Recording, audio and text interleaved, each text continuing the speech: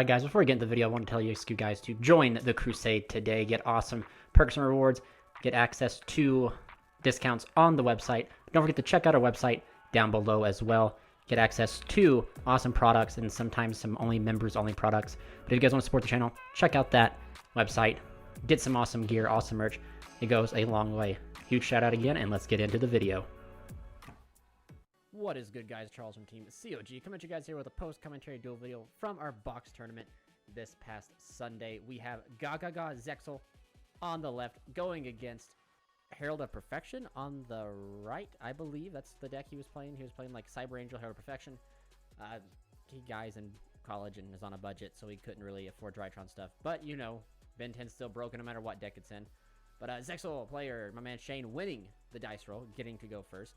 This deck actually received a little bit of boost from the Numeron stuff, so I hopefully will get to see a little bit of Numeron action and GaGaGa, Zubaba, and the Onomatopoeia stuff happen here. Looks like we're going to see a double or nothing in his hand.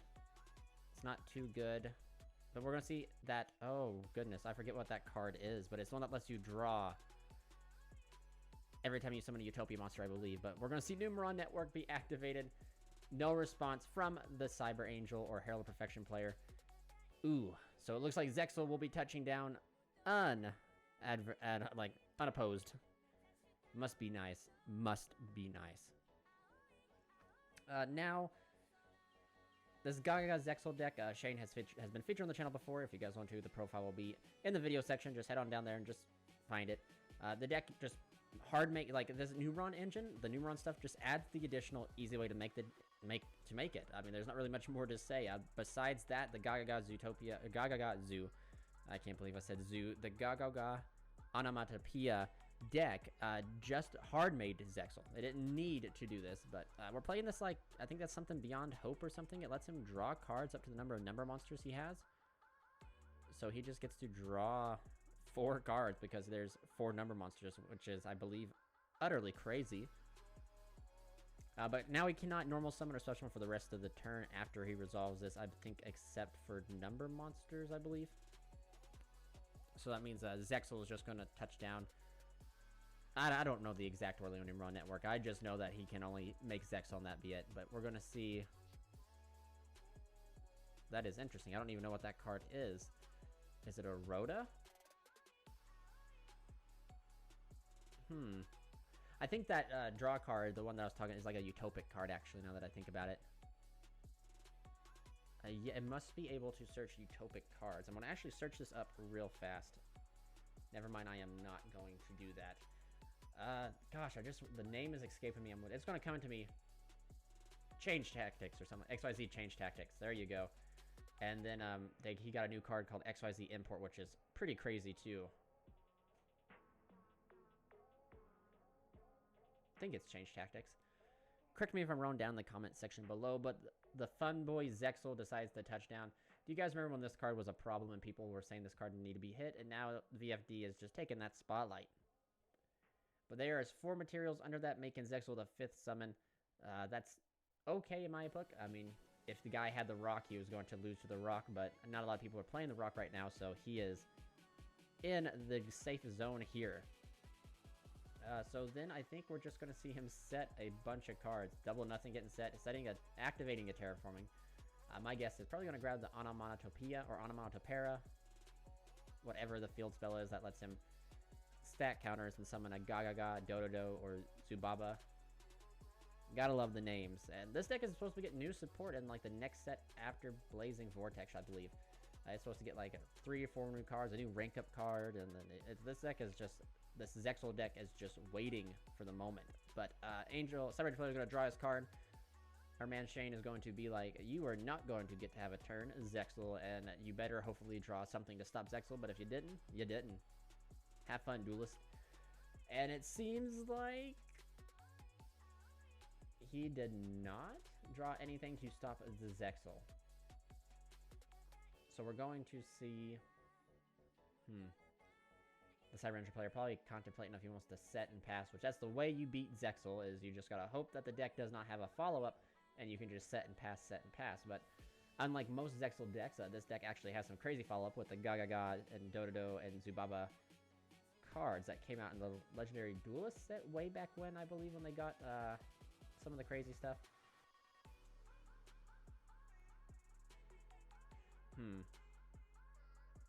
Probably right now what's going through the Cyber Angel's mind is, he cannot kill me, and that's all that matters. But now we're going to see a Banish. Interesting. I don't know why that had happened, but I'm sure someone can explain to me down below. We actually even have another fun match coming this week. You're going to get to watch paint dry as a Stun Time Lord versus Mystic Mine. It is joyous to watch, and I dread commentating it. I might just put some elevator music on and just let it go. But it looks like we're going to see... what happened here? Was that Onomatopoeia? Yes, so that's Onomatopoeia. Pitching the card to grab a Anamana card, I believe. Or no, a GaGaGa. 2 cards. A GaGaGa, Dododo, or Zubaba. So he's going to add a GaGaGa... ooh, which one is that? Coat or something like that? GaGa Coat. And then he can add that Utopia monster because it's treated as all 3 of the... Oh, he's not going to do that. He's going to add a GaGaGa Magician. OG GaGaGa Magician. And I think this guy just lets him manipulate his levels. Oh, he already had the Utopic card. Must be nice. Well, this guy is going to have a special summon 2 from hand, which I believe we're going to see the touchdown of Zubaba Coat and another touchdown of GaGaGa Magician. And then I believe the Dododo Dwarf in the graveyard can activate its effect, or the coat can like reborn the dwarf and do something like that. Quite crazy how crazy this like Zexal deck is. My man Shane has spent a lot of time making this deck, and like I said, prior to Numeron Network, this deck was just able to hard make Zexal pretty easy, and then you practically had to. And the deck had a turn 3 follow-up, so you were going to lose no matter what. You couldn't just set and pass against them because they had like this type of follow-up following the next turn. Looks like we're going to see the summon of a... Probably my guess is a Utopia monster. Yes, a Utopia monster does touch down. That will activate the XYZ change tactics if he remembers to use it to pay 500 and draw a card. Wow. Wow, must be nice to have that type of draw power by just summoning out your boss monsters. But it's kind of refreshing to see this type of deck in today's format. We had Drytron, Zoo, Eldritch, some sort of mishmash, Salad Migrate. A Salad ended up taking the entire tournament. Shout out to our boy Nick. He ended up piloting Salad phenomenally throughout the entire event. Top 4 was one of our guys and 3 of the other local dudes. It was, trying to think, Mystic Mine, Salad, Drytron, and Eldritch. And Salad just ended up taking it all. You know, when the planets are aligned, you cannot stop when that momentum's going and the ball's rolling. It's hard to stop someone when they do that. And our man Nick he came with a vendetta. It was ready to win that box. But, let's see here. I think I ended up going 2-1-1. I ended up playing against my man Brandon, which was us played against Virtual World. Ended up having a draw against them. Had a horrible misplay. I thought I could I should have been able to burn them, and I didn't see it until after the match was over, and I had the ability to burn with an Aqua Dolphin, and that would have won me my match, and then I would have been up there instead of the Drytron player. But no use crying over spilt milk, you know what I'm saying? It's just a learning experience no matter what. But Dugaris is summoning Pumping Up, and that's enough for game. I believe so. If not, it's enough for game. So we're going to wrap it up and jump into game number 2 here. Now that the Herald of Perfection gets to go first, that's going to be very interesting here. Because now if they establish the Herald of Perfection and have like 5 fairies in hand, it doesn't seem like the Zubaba or GaGaGa is going to be able to do too much. But as they are siding here, getting shuffled up, getting ready to go in the next game, let's just take a moment to appreciate that beautiful Tapo card mat right there with the King Artorgus on there. But here we go, guys. Game number 2. Like I said, I believe the Herald Perfection player would go first. I don't know why you'd want to go second against a deck that just poops out a Zexal like it's its job. And let's just hope that they have enough. I'm trying to see the Zexal player's hand. It does seem like we drew another Numeron Network. But we're going to normal summon the Cyber Angel egg that searches... searches a Ritual Sanctuary? Dang, I did not know that. That's kind of crazy. Ritual Sanctuary is like one of those like old cards that are quite busted in Ritual Strategies. Light Fairy Ritual Strategies to be exact. So I'm curious to see what's going to happen here. Do we have a Herald going touchdown? No, that is one of those, that's one of the Cyber Angel cards that lets you pitch a Cyber Angel and draw 2 cards, and I believe put one back if I'm not mistaken. So we're going to see a draw of 2 fresh cards, and no, there ain't no way I'd have to put back one. That'd be like a neg one. It would have to be a neg one if he has to put back a card. By gosh, he does. Wowzer. But I think it tributes, so that it tributes to summon, so it tributes to Benton. So I guess it breaks even. Okay. That makes more sense. I thought it was just Send, and I was like, that is awful. That's a neg 1, but it must tribute, which because the tribute would allow Benton to trigger, which means it's a break even. Getting Herald of Perfection, which we have seen some kind of play in some Drytron lists as well. Is a Herald of Perfection going to touch down here? Dawn of the Herald is going to be activated. Sending Benton.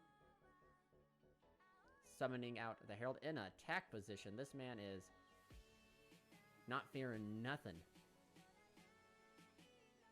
Probably a misplay in my opinion, I believe. There we go, he switches it. Okay, yeah. I was about to say, no one ever summons the Herald in attack. Even when they're trying to push for damage, they leave that Herald in defense.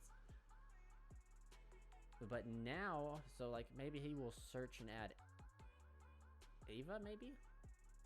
No, he's just passing. Okay, so we know that he has 2 cards in hand, so potentially 2 forms of interruption. This is not the best Herald board we've seen ever be put up. But I mean, against like this deck right here where Zexal has to get kind of going, or the GaGaGa engine has to kind of get going. If Shane has enough firepower in his hand that he can start baiting out the negates, he could probably potentially do it. He could end up winning. We're going to see XYZ Change Tactics be activated, which just anytime you XYZ summon a Utopia monster, you get to draw, pay 500 and draw a card. We're going to see a pitching of Natasha to the graveyard to negate and destroy. So that's 1 negate down. I think, if I remember right, Natasha was searched off of the Benton, which... Uh-oh. He looks like he was kind of hoping to get that Natasha in the graveyard, so then he could, probably summon it in the following turn, or something on that matter. But Shane also, the GaGaGa player, also hard drew that, Numeron Network, which means, there we go, Herald is going to be forced to negate the Numeron Calling. I believe that's what that card is. He hard drew it. So he's going to attempt to use it again. Use Numeron Network. What? Does he play 2? Because if he activates it, he cannot normal summon or special summon, and I believe Herald negates the activation, so I believe that null and voids that effect. But if he plays 2 of them, he can still activate Numeron Network up there, the field spell, to send 1, and the network becomes that effect. Wow, if that's how that works, man. Poor Herald player. And it's not even bad. Like, these guys can make Zexal. I said it's not even bad. It's going to get bad is what I meant. These guys not only can make Zexal, but these guys can actually one-punch or like OTK in their own sense. So we know that the Herald player had 2 negates. His hand is spent, so he does not have anything else left. He's just hoping that the big booty of the Herald will pull through. Will it be enough? I don't think it will. I think it will. I can't say that because each one of these little guys have to attack, and then they like boost each other by like 1,000, which is going to end up boosting them up, but they have to get bigger than 28, which means they're going to have to be bigger than... yeah, so by the time the 4,000 hit, he's only hitting for 4,000. So he's attacking, taking some damage. Numeron, I think, yeah, Numeron says he doesn't have to detach. He can detach, give every one of them 1,000. My guess is he's going to go... Ooh, confusing here. It's been a long time since I've had to see these bad cards. So he's going to take more damage, probably 800. Detach. Well, he doesn't have to detach because of Numeron Network, so he's going to boost everything again. So everything's just gaining 1,000. He's going to then he has to whack over the Herald, no matter what. So he whacks over the Herald, takes no damage, boosting this, swinging in for, I think, 4k over whatever that little Egg Angel is. It is not looking good in the Cyber Angel hood for Cyber Angels. We're going to see a XYZ summon of Zexal, which, I mean, what else could you make, am I right? And now we are in it, and then he already has, like, he's setting that Call by the Grave he has in his hand, passing it over. Feeling pretty good. Top deck's a Dogwood. That is not a good top deck. I don't even... Oh, poor guy. But Zexal, he's just waiting to fire off the Zexal, which I believe is smart. He does not want to fall victim to cards like Gamma or anything like that, which Zexal can fall very easily victims to. But we're going to see a set and a pass. Now, like I said in game 1, sadly, GaGaGa has the ability to put on the power or put on the packing on that turn 3. So the set and pass and hope to wait out the Zexal is not going to work, because that Foolish Burial is going to send that Dodo Dwarf, which as soon as he normal summons the GaGaGa Coat or Rancho Coat or something like that, the Dwarf or the Wrench or the Coat is going to be able to bring back. So Dwarf is going to be returned, and we're seeing the Handshake and the wrapping it up.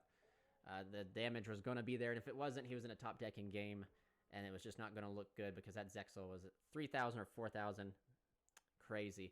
Well, anyway, guys, thank you guys so much for watching. Stay tuned for our further